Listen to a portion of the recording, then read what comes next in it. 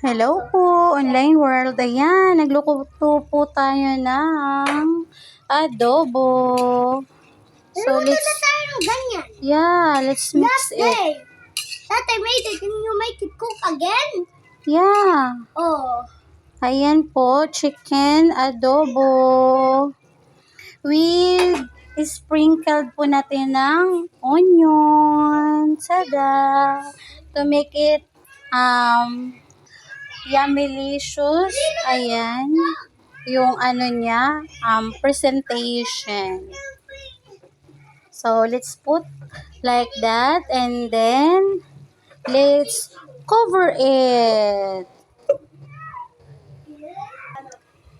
So, ayan, let's check again. So, it's okay na. Konti na lang yung sabaw niya. Ayan. So, pwede na po natin siyang i-turn off. So, that's all. Our ulam for today is adobo, chicken adobo. Let's eat. Thank you for watching and happy eating. Bye-bye.